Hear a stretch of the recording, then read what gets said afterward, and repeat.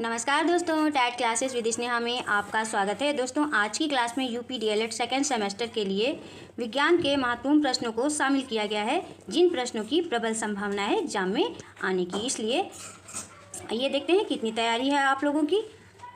Class शुरू करने से पहले यदि आप चैनल पर नए हैं तो चैनल को सब्सक्राइब जरूर करिएगा, लाइक और शेयर करना तो बिल्कुल मत भूलिएगा। आइए क्लास शुरू करते हैं दोस्तों। पहले ऑब्जेक्टिव प्रश्न सॉल्व कर लेते हैं। वस्तुनिष्ठ ऑब्जेक्टिव प्रश्न, पहला प्रश्न है दोस्तों स्क्रीन पे। पहला प्रश्न है, जूल मात्रक है। जूल का मात्रक क्या है दोस्तों? इस क्वेश्चन का कौन सा ऑप्शन सही होगा? इसका मात्रक है दोस्तों, बताइए फटाफट से आंसर। फर्स्ट का सा ऑप्शन सही हो जाएगा। सा ऑप्शन है कार्य। कार्य और ऊर्जा दोनों का ही जूल मात्रक है। नेक्स्ट क्वेश्चन है, रबी की फसल है। रबी की फसल कौन सी है दोस्तों? बताइए इस क्वेश्चन का कौन सा ऑप्शन सही होगा? इस क्वेश्चन का दा ऑप्शन सही हो जाएगा। दा ऑप्शन है चना। रबी की फसल है चना। नेक्स्ट क्वेश्चन है, चंद्र ग्रहण की घटना होती है। इस क्वेश्चन का कौन सा ऑप्शन सही होगा दोस्तों? इस क्वेश्चन का बा ऑप्शन सही हो जाएगा। बा ऑप्शन है पूर्णिमा के दिन। चंद्र ग्रहण की घटना होती है पूर्णिमा के दिन। नेक्स्ट क्वेश्चन है फोर्थ क्वेश्चन, डीपीटी के टीके से बचाव होता है। इस क्वेश्चन का कौन सा ऑप्शन सही होगा दोस्तों? इस क्वेश्चन का दा ऑप्शन सही होगा। दा ऑप्शन है उपर्युक्त तीनों का। डीपीटी के टीके से बचाव होता है डिप्थीरिया का, काली खांसी का और टिटनेस का। तीनों से ही डीपीटी के टीके से बचाव होता है, तीनों बीमारियों का। नेक्स्ट क्वेश्चन है फिफ्थ क्वेश्चन, CaSO4 में Ca की संयोजकता है। कितनी है Ca की संयोजकता दोस्तों? इस क्वेश्चन का कौन सा ऑप्शन सही होगा? इस क्वेश्चन का बा ऑप्शन सही हो जाएगा। बा ऑप्शन है +2। Ca की संयोजकता होगी +2। कैल्शियम। कैल्शियम की संयोजकता कितनी होगी दोस्तों? कैल्शियम की संयोजकता +2 होगी। नेक्स्ट है, ये 5 बहुविकल्पीय वस्तुनिष्ठ प्रश्न सॉल्व किए परीक्षा प्रश्न पत्र 2020 के। नेक्स्ट है, नेक्स्ट ऑब्जेक्टिव क्वेश्चन है 2022 के। पहला क्वेश्चन है स्क्रीन पे, MKS पद्धति में ऊर्जा का मात्रक क्या है? क्या है दोस्तों? बताइए इस क्वेश्चन का कौन सा ऑप्शन सही होगा? इस क्वेश्चन का बा ऑप्शन सही होगा। बा ऑप्शन है जूल। MKS पद्धति में ऊर्जा का मात्रक जूल है।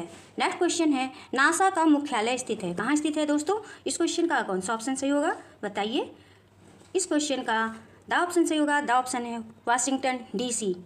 नासा का मुख्यालय कहाँ स्थित है? नासा का मुख्यालय स्थित है वाशिंगटन DC। नेक्स्ट क्वेश्चन है, निष्क्रिय गैस का इलेक्ट्रॉनिक विन्यास है। इलेक्ट्रॉनिक विन्यास क्या है दोस्तों? इस क्वेश्चन का कौन सा ऑप्शन सही होगा? थर्ड का कौन सा ऑप्शन सही होगा दोस्तों? इस क्वेश्चन का सा ऑप्शन सही होगा। सा ऑप्शन है 2 और 8। निष्क्रिय गैस का इलेक्ट्रॉनिक विन्यास है 2 और 8। नेक्स्ट क्वेश्चन है फोर्थ क्वेश्चन, जल में घुलनशील विटामिन है। जल में घुलनशील विटामिन कौन सा है दोस्तों? इस क्वेश्चन का कौन सा ऑप्शन सही होगा?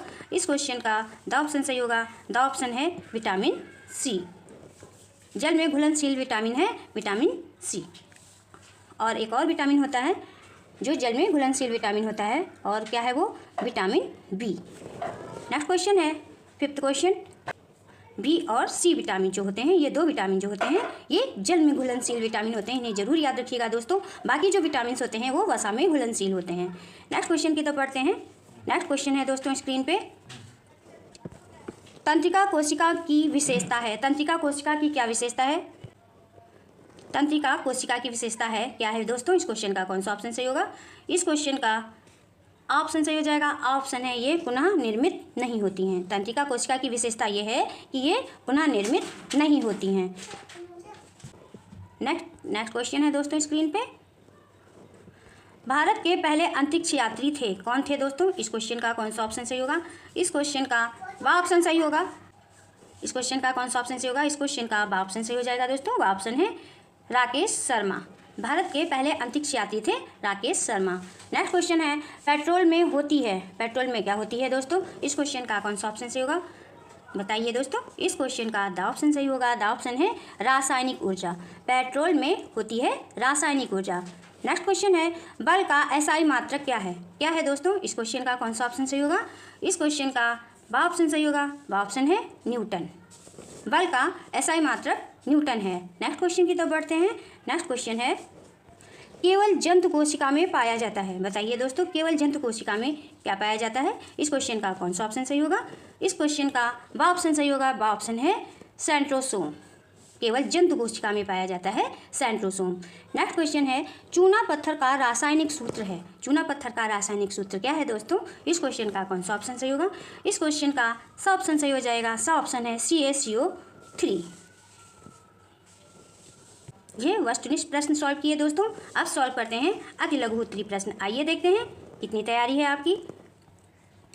पहला अति लघु उत्तरी प्रश्न है स्क्रीन पे, वयस्क मानव शरीर में कितनी अस्थियां होती हैं? कितनी अस्थियां होती हैं दोस्तों? वयस्क मानव शरीर में 206 अस्थियां होती हैं। नेक्स्ट क्वेश्चन है किन्हीं दो कीट भक्षी पौधों के नाम लिखिए या बताइए दोस्तों। इस क्वेश्चन का क्या आंसर होगा? दो कीट भक्षी पौधों के नाम पिचर प्लांट और वीनस फ्लाई ट्रैप है। नेक्स्ट क्वेश्चन है किसी तत्व के दो समस्थानिक परमाणुओं में किसकी संख्या भिन्न होती है? किसकी संख्या भिन्न होती है दोस्तों? उत्तर होगा किसी तत्व के दो समस्थानिक परमाणुओं में न्यूट्रॉन की संख्या भिन्न होती है। नेक्स्ट क्वेश्चन है चाल किसे कहते हैं? इसका मात्रक भी लिखिए। चाल किसे कहते हैं दोस्तों? किसी वस्तु के विस्थापन की दूरी को चाल कहते हैं। चाल का मात्रक मीटर प्रति सेकंड होता है। नेक्स्ट क्वेश्चन है कार्य किसे कहते हैं? इसकी इकाई लिखिए। उत्तर होगा कार्य किसे कहते हैं दोस्तों? कार्य हेडिंग डालकर लिखिएगा। जब किसी वस्तु पर 1 न्यूटन का बल लगाने पर वस्तु में बल की दिशा में 1 मीटर का विस्थापन हो जाता है। इकाई जूल क्या है? इसकी इकाई होगी, इकाई जूल है।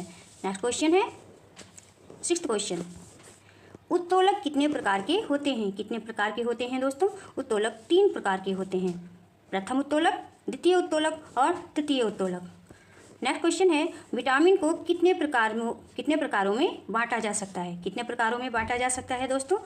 विटामिन को आंसर लिखेंगे। विटामिन को निम्नलिखित प्रकारों में बांटा जा सकता है। पहला विटामिन ए, दूसरा विटामिन बी, तीसरा विटामिन सी, चौथा है विटामिन डी, पांचवा है विटामिन ई और छठा है विटामिन के। नेक्स्ट क्वेश्चन है शरीर वर्धक भोजन किसे कहते हैं? उत्तर होगा प्रोटीन युक्त भोजन शरीर वर्धक भोजन कहलाता है। शरीर वर्धक भोजन किसे कहते हैं दोस्तों? प्रोटीन युक्त भोजन शरीर वर्धक भोजन कहलाता है। नेक्स्ट क्वेश्चन है न्यूट्रॉन की खोज किस वैज्ञानिक ने की थी? किस वैज्ञानिक ने की थी दोस्तों? उत्तर होगा जेम्स चैडविक ने न्यूट्रॉन की खोज की थी। नेक्स्ट क्वेश्चन है जीवाणुओं से होने वाले रोगों के नाम बताइए दोस्तों। आंसर होगा हैजा और निमोनिया। जीवाणुओं से होने वाले रोगों के नाम हैं हैजा और निमोनिया। नेक्स्ट क्वेश्चन है वनस्पति कोशिका एवं प्राणी कोशिका में कोई दो अंतर लिखिए। आंसर क्या होगा दोस्तों? आप हेडिंग डाल के लिखिएगा। वनस्पति कोशिका में पहला पॉइंट लिखेंगे। वनस्पति में कोशिका भित्ति पाई जाती है और प्राणी कोशिका में पहला पॉइंट लिखेंगे। जंतु कोशिका में कोशिका भित्ति नहीं पाई जाती है। वनस्पति कोशिका में दूसरा पॉइंट लिखेंगे, इसमें क्लोरोप्लास्ट बहुत ही सामान्य होते हैं। और प्राणी कोशिका में दूसरा पॉइंट लिखेंगे, इसमें क्लोरोप्लास्ट नहीं होते हैं। ये दो अंतर थे वनस्पति कोशिका और प्राणी कोशिका में। नेक्स्ट क्वेश्चन है समस्थानिक किसे कहते हैं? उदाहरण दीजिए दोस्तों। इसका आंसर क्या होगा? इसका आंसर होगा एक ही तत्व के भिन्न भिन्न परमाणु जिनकी परमाणु संख्या समान हो लेकिन द्रव्यमान संख्या भिन्न भिन्न हो, उन्हें समस्थानिक कहते हैं। उदाहरण क्या होंगे? उदाहरण है हाइड्रोजन के 3 समस्थानिक हैं, 1H1, 1H2, 1S3। हाइड्रोजन के 3 समस्थानिक हैं, 1H1, 1H2 और 1S3। नेक्स्ट है टीकाकरण क्या है? लिखिए दोस्तों, इसका क्या आंसर होगा? टीकाकरण हेडिंग डालकर लिखेंगे, उपयुक्त समय पर रोगजनक की कुछ मात्रा शरीर में पहुंचाने से एक विशेष प्रकार के रोग के विरुद्ध प्रतिरोधक क्षमता का विकास हो जाता है। इस विधि से रोगों का उपचार टीकाकरण कहलाता है। बच्चों को BCG का टीका प्रथम बार जन्म से 9 माह के अंदर तथा दूसरी बार 5 वर्ष बाद लगवाना चाहिए। नेक्स्ट क्वेश्चन है, यांत्रिक ऊर्जा कितने प्रकार की होती है? यांत्रिक ऊर्जा 2 प्रकार की होती है। पहली गतिज ऊर्जा और दूसरी स्थितिज ऊर्जा। यांत्रिक ऊर्जा 2 प्रकार की कौन कौन सी? गतिज ऊर्जा और स्थितिज ऊर्जा। नेक्स्ट क्वेश्चन है, मेंडलीव की मूल आवर्त सारणी में कितने आवर्त एवं कितने वर्ग होते हैं? इंपॉर्टेंट क्वेश्चन है दोस्तों ये सारे ही, इसलिए बहुत ध्यान से पढ़िएगा, समझ कर पढ़िएगा। आंसर होगा मेंडलीव की मूल आवर्त सारणी में 7 आवर्त तथा 9 वर्ग होते हैं। नेक्स्ट क्वेश्चन है, आकाश गंगा किसे कहते हैं? किसे कहते हैं दोस्तों? इस क्वेश्चन का क्या आंसर होगा? आंसर होगा आकाश गंगा असंख्य तारों का विशाल पुंज होता है जिसमें अधिकांश तारे आंखों द्वारा दिखाई नहीं देते हैं। यूनानी भाषा में इसे गैलेक्सी भी कहा जाता है। नेक्स्ट क्वेश्चन है, सौर मंडल के ग्रहों के नाम बताइए दोस्तों। आंसर होगा सौर मंडल के ग्रहों के नाम हैं बुध, शुक्र, पृथ्वी, मंगल, बृहस्पति, शनि, अरुण तथा वरुण। ये सौर मंडल के ग्रहों के नाम हैं। नेक्स्ट क्वेश्चन है, प्रथम वर्ग के उत्तोलक को उदाहरण सहित परिभाषित कीजिए। उत्तर क्या होगा दोस्तों? उत्तर होगा प्रथम वर्ग के उत्तोलक में आलंब बीच में होता है और इसके एक ओर भार तथा दूसरी ओर आलंब होता है। उदाहरण के लिए कैंची, तराजू, हैंडपंप आदि हैं। नेक्स्ट क्वेश्चन है, वसा को कितने समूहों में बांटा गया है? इस क्वेश्चन का क्या आंसर होगा दोस्तों? आंसर होगा वसा को 3 समूहों में बांटा गया है। पहला है संतृप्त वसा, मक्खन, शुद्ध घी, वनस्पति घी, नारियल तेल, ये संतृप्त वसा है। नेक्स्ट क्वेश्चन है, वसा में घुलनशील किन्हीं 2 विटामिनों के नाम लिखिए। या फिर दूसरी तरह से क्वेश्चन बन सकता है, जल में घुलनशील विटामिन और वसा में घुलनशील विटामिन के नाम लिखिए। आंसर क्या होगा दोस्तों?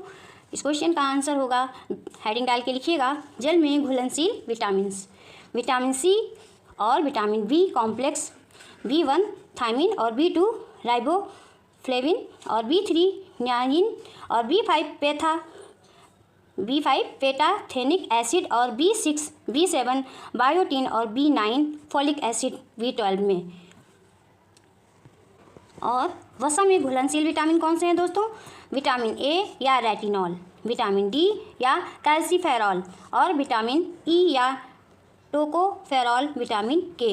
ये विटामिन वसा में घुलनशील हैं। नेक्स्ट क्वेश्चन है, फसल चक्रण से क्या अभिप्राय है? इसका क्या आंसर होगा दोस्तों?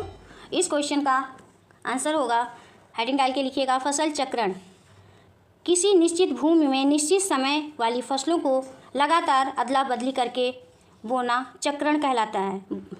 अदला बदली करके बोना फसल चक्रण कहलाता है।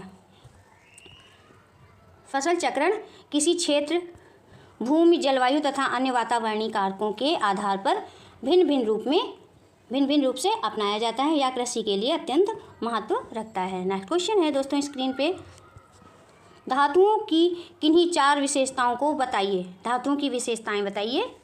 उत्तर डालकर लिखिएगा। पहली विशेषता, धातुएं कठोर, ठंडी और चिकनी होती हैं। दूसरा पॉइंट डालकर लिखिएगा, धातुएं लचीली होती हैं और आसानी से टूटती नहीं हैं।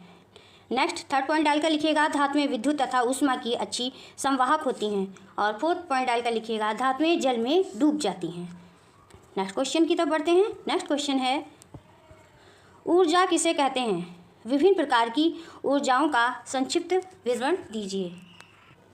क्वेश्चन है, ऊर्जा किसे कहते हैं? विभिन्न प्रकार की ऊर्जाओं का संक्षिप्त विवरण दीजिए, अथवा ऊर्जा कितने प्रकार की होती है बताइए। इस क्वेश्चन का आंसर क्या होगा दोस्तों? इस क्वेश्चन का आंसर होगा, किसी वस्तु की कार्य करने की क्षमता को उस वस्तु की ऊर्जा कहते हैं। कार्य द्वारा प्राप्त ऊर्जा को यांत्रिक ऊर्जा कहा जाता है। यह 2 प्रकार की होती है। कौन कौन सी? पहली गतिज ऊर्जा और दूसरी स्थितिज ऊर्जा। किसी वस्तु में उसकी गति के कारण कार्य करने की जो क्षमता उत्पन्न होती है उसे उस वस्तु की गतिज ऊर्जा कहते हैं। गतिज ऊर्जा किसे कहते हैं दोस्तों? किसी वस्तु में उसकी गति के कारण कार्य करने की जो क्षमता उत्पन्न होती है उसे उस वस्तु की गतिज ऊर्जा कहते हैं। नेक्स्ट क्वेश्चन है, उत्क्रमणीय तथा अनुत्क्रमणीय परिवर्तन को उदाहरण सहित समझाइए। इसका उत्तर क्या होगा दोस्तों? हेडिंग डाल के लिखेंगे, उत्क्रमणीय परिवर्तन यह परिवर्तन होने के पश्चात पदार्थ अपनी पहली अवस्था में आ जाते हैं। इस परिवर्तन में नए पदार्थ उत्पन्न नहीं होते। उदाहरण क्या होगा? पानी का ठंडा होकर बर्फ बनना, ये क्या है? उत्क्रमणीय परिवर्तन। नेक्स्ट है अनुत्क्रमणीय परिवर्तन। दूसरी हेडिंग डाल के लिखेंगे अनुत्क्रमणीय परिवर्तन। यह परिवर्तन होने के पश्चात अपनी पहली अवस्था में वापस नहीं आते। इस परिवर्तन में पदार्थ उत्पन्न होते हैं। उदाहरण क्या होगा? कागज का जलना। अनुत्क्रमणीय परिवर्तन क्या होगा दोस्तों? यह परिवर्तन होने के पश्चात अपनी पहली अवस्था में वापस नहीं आते। इस परिवर्तन में पदार्थ उत्पन्न होते हैं। उदाहरण कागज का जलना। नेक्स्ट क्वेश्चन है अम्ल वर्षा किन दो ऑक्साइडों के वातावरणीय जल के साथ क्रिया करके बनती है? अम्ल वर्षा का मछली, मृदा एवं पौधों पर क्या प्रभाव पड़ता है? इस क्वेश्चन का कौन सा ऑप्शन सही होगा दोस्तों? इस क्वेश्चन का क्या आंसर होगा? इस क्वेश्चन का आंसर होगा अम्ल वर्षा का प्राथमिक कारण वातावरण में नाइट्रोजन ऑक्साइड और सल्फर ऑक्साइड का उत्सर्जन है। अम्लीय जीवन पौधों, जानवरों, मनुष्यों आदि पर कई हानिकारक प्रभाव पड़ते हैं। अम्लीय वर्षा से पानी में एल्युमिनियम की अधिकता होने पर मछलियों के लिए घातक सिद्ध होती है और मृदा गंभीर रूप से बाधित होती है। पौधों के लिए जरूरी आवश्यक तत्व नष्ट हो जाते हैं और वह सही प्रकार से पनप नहीं पाते हैं। नेक्स्ट क्वेश्चन की तरफ बढ़ते हैं दोस्तों। नेक्स्ट क्वेश्चन है जल प्रदूषण के प्रमुख स्रोत क्या हैं? इसका दुष्प्रभाव भी बताइए अथवा जल प्रदूषण के मुख्य कारण लिखिए। इसका क्या आंसर होगा दोस्तों? इसका आंसर होगा, हेडिंग डाल के लिखिएगा, जल प्रदूषण, वाटर पॉल्यूशन। जल में कई प्रकार के खनिज, कार्बनिक तथा अकार्बनिक पदार्थों एवं गैसों के निश्चित अनुपात से कम अथवा अधिक तथा अन्य अनावश्यक पदार्थ खुले होने से जल प्रदूषण हो जाता है। और जल प्रदूषण के स्रोत, हेडिंग डाल के लिखिएगा, जल प्रदूषण के स्रोत क्या हैं? जल प्रदूषण के प्रमुख स्रोत निम्नलिखित हैं। पहला होगा जल प्रदूषण का एक महत्वपूर्ण स्रोत कारखाने हैं। कारखानों का कचरा जिसमें पारे एवं शीशे के कार्बनिक यौगिक होते हैं नदियों में बहा दिए जाते हैं। दूसरा पॉइंट होगा कीटनाशक भी जल प्रदूषण का स्रोत हैं। कृषि में प्रयोग किए जाने वाले विभिन्न प्रकार के हानिकारक कीटनाशक पदार्थ जैसे एल्ड्रिन, डीडीटी आदि पदार्थ वर्षा के जल के साथ बहकर नदियों में पहुंच जाते हैं और जल को प्रदूषित कर देते हैं। थर्ड पॉइंट होगा रेडियोधर्मिता। रेडियोधर्मिता भी जल प्रदूषण का प्रमुख स्रोत है। रेडियोधर्मी पदार्थ भी भूमि से जल प्रवाह में पहुंच जाते हैं। नेक्स्ट क्वेश्चन है मृदा प्रदूषण के स्रोत एवं प्रभाव बताइए। उत्तर होगा प्रदूषित वायु, जल, कीटनाशक पदार्थों की अधिकता तथा घरेलू अपमार्जकों के मिट्टी में मिल जाने से मिट्टी का संतुलन बिगड़ जाता है। इसी को मृदा प्रदूषण कहा जाता है। मृदा प्रदूषण के प्रमुख स्रोत क्या हैं दोस्तों? पहला है नगरपालिका से निकला अपशिष्ट। दूसरा पॉइंट डालकर लिखिएगा कारखानों तथा फैक्ट्रियों से निकला हुआ अपशिष्ट पदार्थ। तीसरा पॉइंट डाल के लिखिएगा कृषि अपशिष्ट। कृषि में प्रयोग होने वाले अनेक प्रकार के कीटनाशक, रसायन, पीड़क नाशक आदि भी मृदा प्रदूषण का स्रोत होते हैं। नेक्स्ट पॉइंट डालकर लिखिएगा आजकल उपयोग में लाई जाने वाली पॉलीथीन। नेक्स्ट पॉइंट, पांचवा पॉइंट डाल के लिखिएगा घरेलू अपशिष्ट जैसे कूड़ा, कचरा, detergent. Next point, next heading डालिएगा मृदा प्रदूषण के प्रभाव, इफेक्ट ऑफ सॉइल पॉल्यूशन। पहला पॉइंट डाल के लिखिएगा सॉइल पॉल्यूशन में मृदा प्रदूषण से विभिन्न प्रकार के रोगों के रोगाणुओं को पनपने का अवसर मिलता है। दूसरा पॉइंट डाल के लिखिएगा गंदगी पर अनेक प्रकार के कीट तथा मक्खियाँ पनपती हैं जो रोगों को फैलाने में सहायता करते हैं। नेक्स्ट क्वेश्चन है सौर परिवार को सचित्र समझाइए अथवा क्वेश्चन आएगा सौर परिवार को समझाइए। आंसर क्या है, कैसे लिखेंगे दोस्तों? इसका आंसर होगा, हेडिंग डाल के लिखिएगा सौर परिवार या सौर मंडल। सौर मंडल सूर्य का परिवार कहा जाता है। इसमें सूर्य एक तारा है जो प्रकाश एवं ऊष्मा प्रदान करता है। सूर्य से ही निकले हुए 8 ग्रह होते हैं जिनके नाम बुध, शुक्र, पृथ्वी, मंगल, बृहस्पति, शनि, अरुण और वरुण हैं। ये समस्त ग्रह सूर्य के चारों ओर अंडाकार मार्ग द्वारा चक्कर लगाते हैं। इन ग्रहों से टूटे हुए पिंडों को उपग्रह कहते हैं। ये सभी अपने अपने ग्रहों के चारों ओर चक्कर लगाते हैं और सूर्य से प्रकाशित होते हैं। सूर्य सौर परिवार का जन्मदाता है। नेक्स्ट क्वेश्चन है, मनुष्य के मुख में कितने प्रकार के दांत पाए जाते हैं? उनके नाम एवं कार्यों का संक्षेप में समझाइए। इसका उत्तर कैसे लिखेंगे? उत्तर होगा दोस्तों, हेडिंग डाल के लिखिएगा, दांतों के प्रकार, टाइप्स ऑफ टीथ। मनुष्य के मुख में 4 प्रकार के दांत पाए जाते हैं। पहला पॉइंट डाल के लिखिएगा, कृंतक या छेदक दांत। यह हेडिंग डालिएगा, कृंतक या छेदक दांत। इसमें लिखिएगा, कृंतक दांत धारदार होते हैं, इनकी संख्या 4 होती है। ये भोजन को छोटे छोटे टुकड़ों में बांट देते हैं। दूसरा पॉइंट डाल के लिखिएगा, रत्नक या भेदक दांत। इसमें लिखिएगा, भेदक दांतों की संख्या 2 होती है। ये दांत छेदक दांतों की अपेक्षा लंबे तथा नुकीले होते हैं। ये दांत भोजन को फाड़ने का कार्य करते हैं। तीसरी हेडिंग डालिएगा, अग्रचवर्णक दांत। अग्रचवर्णक दंत प्रीमोलर। इसमें लिखिएगा, अग्रचवर्णक दांतों के सिरे अत्यंत नुकीले होते हैं, परंतु कैनाइन दांतों की अपेक्षा ये कम नुकीले होते हैं। इनकी संख्या 4 होती है। इनका कार्य भोजन को कुचलना है। नेक्स्ट क्वेश्चन है, नेक्स्ट हेडिंग डालिएगा, 4th हेडिंग, दांत या चवर्णक। इसमें लिखिएगा, चवर्णक दांत मुख में पीछे की ओर स्थित होते हैं एवं आकार में चौकोर होते हैं। इनके सिरे तेज धारदार होते हैं। इनका मुख्य कार्य भोजन को चबाना होता है। ये दांत बहुत सुदृढ़ होते हैं। इनकी कुल संख्या 6 होती है। नेक्स्ट क्वेश्चन है दोस्तों स्क्रीन पे, मनुष्य के भोजन में पोषण की प्रक्रिया समझाइए। संक्षेप में विभिन्न पदों का विवरण दें। इसका उत्तर क्या होगा दोस्तों? उत्तर क्या होगा दोस्तों? उत्तर है, मनुष्य में पोषण के प्रमुख चरण होते हैं। पहला, भोजन का अंतर्ग्रहण। इसमें लिखिएगा, पहली हेडिंग डालिएगा, भोजन का अंतर्ग्रहण। इसमें लिखिएगा, मनुष्य विभिन्न प्रकार के ठोस भोज्य पदार्थों को अपने हाथों की मदद से मुख में पहुंचाता है तथा दांतों से चबाकर उसे छोटे छोटे खंडों में विभक्त करके निगल जाता है। नेक्स्ट क्वेश्चन है, नाभिकीय ऊर्जा क्या है? इसका उपयोग समझाइए। इसका उत्तर क्या होगा दोस्तों? हेडिंग डालिएगा, नाभिकीय ऊर्जा। इसमें लिखिएगा, नाभिकीय ऊर्जा वह ऊर्जा है जिसे नियंत्रित नाभिकीय अभिक्रिया से उत्पन्न किया जाता है। वर्तमान समय में विद्युत उत्पादन हेतु वाणिज्यिक संयंत्र नाभिकीय विखंडन का उपयोग करते हैं। नाभिकीय क्रिया से प्राप्त ऊष्मा पानी को गर्म करके भाप बनाने में काम आती है, जिसे फिर बिजली उत्पन्न करने हेतु प्रयोग इस्तेमाल किया जाता है। नेक्स्ट क्वेश्चन है, भौतिक तथा रासायनिक परिवर्तन के अंतर को उदाहरण सहित समझाइए। हेडिंग डालिएगा, भौतिक तथा रासायनिक परिवर्तन में अंतर। एक तरफ भौतिक परिवर्तन, दूसरी तरफ रासायनिक परिवर्तन। हेडिंग डाल के लिखिएगा, बीच में लाइन खींच के। भौतिक परिवर्तन में पहला पॉइंट लिखिएगा, भौतिक परिवर्तन में पदार्थ के भौतिक गुण अर्थात रंग, अवस्था एवं आकृति आदि में परिवर्तन हो जाता है, परंतु उसकी रचना में कोई अंतर नहीं आता है। रासायनिक परिवर्तन में पहला पॉइंट लिखिएगा, रासायनिक परिवर्तन में पदार्थ के भौतिक गुण अर्थात रंग, अवस्था आदि सभी कुछ परिवर्तित हो जाते हैं और साथ ही पदार्थ की रचना भी पूर्ण रूप से परिवर्तित हो जाती है।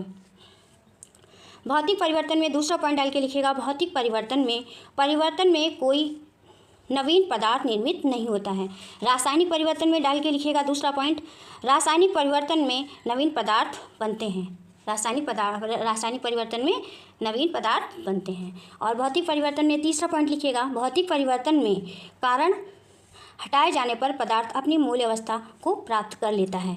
और रासायनिक परिवर्तन में तीसरा पॉइंट लिखिएगा, कारण हटाए जाने पर भी पदार्थ अपनी मूल अवस्था को प्राप्त नहीं कर पाता है। चौथा पॉइंट भौतिक परिवर्तन में लिखिएगा, चौथा पॉइंट, भौतिक परिवर्तन में ना तो ऊष्मा उत्पन्न होती है और ना ऊष्मा शोषित होती है। रासायनिक परिवर्तन में चौथा पॉइंट लिखिएगा, रासायनिक परिवर्तन में या तो ऊष्मा उत्पन्न होती है या ऊष्मा शोषित होती है।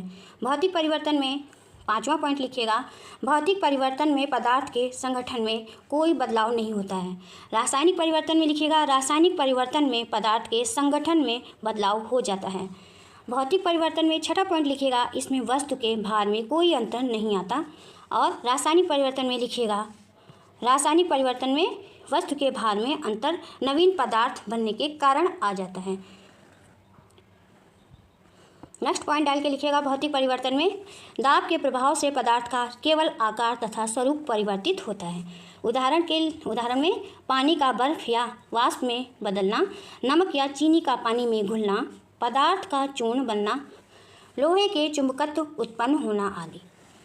और इसमें रासायनिक परिवर्तन में 7 पॉइंट डाल के लिखिएगा, रासायनिक परिवर्तन में अधिक दाब पर नवीन पदार्थ बनते हैं। उदाहरण, दूध से दही का बनना, पदार्थ का जलना, दूध का फटना अथवा दूध का जमना, भोजन का पचना, लोहे की कील पर जंग लगना आदि। ये आपका लघु क्वेश्चन था, इसमें आप कम से कम 5 पॉइंट तो लिखिएगा। नेक्स्ट क्वेश्चन है दोस्तों,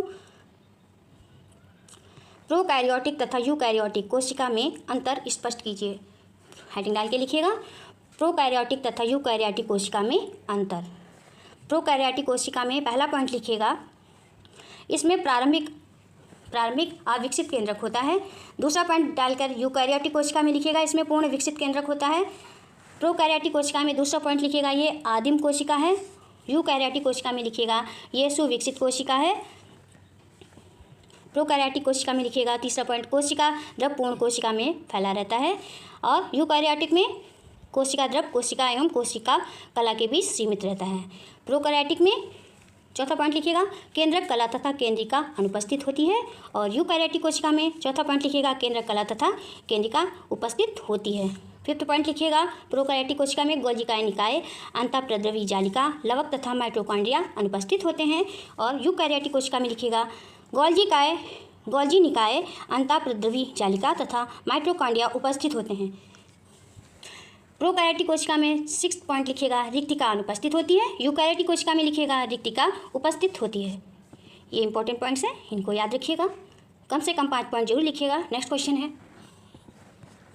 निम्नलिखित के सूत्र एवं एक उपयोग लिखिए।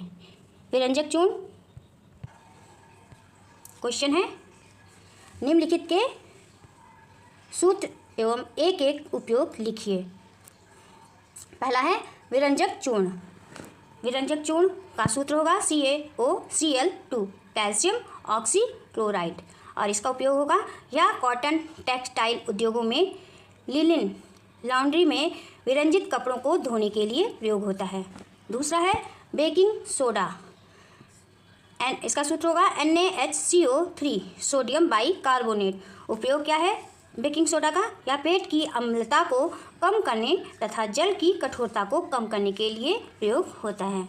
और तीसरा है धावन सोडा, इसका सूत्र क्या होगा दोस्तों, Na2CO3, सोडियम बाइकार्बोनेट। और इसका उपयोग क्या होगा, धावन सोडा का उपयोग कपड़े धोने के लिए किया जाता है। नेक्स्ट क्वेश्चन की तरफ बढ़ते हैं। नेक्स्ट क्वेश्चन है स्क्रीन पे दोस्तों, मृदा अपरदन को रोकने के लिए क्या क्या उपयोग किए जा सकते हैं बताइए, अथवा मृदा अपरदन से आप क्या समझते हैं, इसके कारण एवं रोकने के उपायों पर प्रकाश डालिए। इसका क्या आंसर होगा दोस्तों, उत्तर डाल के लिखिएगा, हेडिंग डाल के, मृदा अपरदन को रोकने के उपाय। आंसर लिखिएगा, हेडिंग डाल के, मृदा अपरदन को रोकने के उपाय। इसमें लिखिएगा, मृदा अपरदन को निम्नलिखित प्रकार से रोका जा सकता है। पहला पॉइंट लिखिएगा, अधिक वन लगाए जाने चाहिए और उनकी सुरक्षा भी करनी चाहिए। दूसरा पॉइंट लिखिएगा, नदियों के आसपास की भूमि की सुरक्षा करनी चाहिए। बांध एवं जलाशयों का निर्माण किया जाना चाहिए। तीसरा पॉइंट डाल के लिखिएगा, अधिक क्षेत्रों में कृषि करनी चाहिए। कृषि करने के तरीकों में भी सुधार करना चाहिए। चौथा पॉइंट डाल के लिखिएगा, मरुस्थलों में अधिक पेड़ लगाने चाहिए। पांचवा पॉइंट लिखिएगा, कृषि क्षेत्र में बेकार पानी के निकास हेतु नालियां बना देनी चाहिए। छठा पॉइंट लिखिएगा, ढालू जमीन पर सीढ़ीदार खेती की जाए। सातवां पॉइंट डाल के लिखिएगा, फसलें अदल बदल कर बोनी चाहिए। आठवां पॉइंट होगा, हवा से भूमि कटाव को रोकने हेतु हरी खाद या कंपोस्ट डाली जाए। पेड़ों की पट्टियां लगाकर सिंचाई की पर्याप्त व्यवस्था करनी चाहिए। नेक्स्ट क्वेश्चन है, कंकाल तंत्र के प्रमुख कार्यों का वर्णन कीजिए। उत्तर डाल के लिखिएगा, हेडिंग डालिएगा, कंकाल तंत्र के कार्य। शरीर में कंकाल तंत्र के कार्य निम्नलिखित हैं। पहला लिखिएगा, पहला पॉइंट शरीर को आकार प्रदान करना है। दूसरा पॉइंट शरीर को मजबूती प्रदान करना है। तीसरा पॉइंट लिखिएगा, शरीर के कोमल अंगों को सुरक्षा प्रदान करना है। और चौथा पॉइंट लिखिएगा, श्वसन में सहयोग प्रदान करना है। और पांचवा पॉइंट डाल के लिखिएगा, मांसपेशियों को क्रियाशील बनाए रखना है। और छठा पॉइंट होगा रक्त कोशिकाओं का निर्माण करना। ये थे कंकाल तंत्र के प्रमुख कार्य। नेक्स्ट क्वेश्चन है, ज्वालामुखी क्या है? ये कितने प्रकार के होते हैं? ज्वालामुखी का मानव जीवन पर क्या प्रभाव पड़ता है? क्या आंसर होगा इसका दोस्तों? उत्तर होगा, आंसर डालकर लिखिएगा, ज्वालामुखी वह छिद्र या दरार है जिसमें होकर पृथ्वी के आंतरिक भाग में स्थित लावा तथा अन्य पदार्थ ऊपर आते हैं तथा ज्वालामुखी उद्गार तथा उससे निकलने वाले पदार्थों के धरातल पर आने की क्रिया ज्वालामुखी क्रिया कहलाती है। ज्वालामुखी निम्न प्रकार के होते हैं, पहला जागृत, दूसरा प्रसुप्त और तीसरा शांत। ये 3 प्रकार के ज्वालामुखी होते हैं। ज्वालामुखी से निकले पदार्थ मानव जीवन को विभिन्न प्रकार से प्रभावित करते हैं। ये स्वास्थ्य संबंधी समस्याएं, जान माल को नुकसान तथा वातावरण को दूषित कर देते हैं। बस आज की क्लास में इतना ही दोस्तों। यदि आपको क्लास अच्छी लगी हो तो वीडियो को लाइक और शेयर जरूर करें। मिलते हैं नेक्स्ट क्लास में। Thank you for watching this video.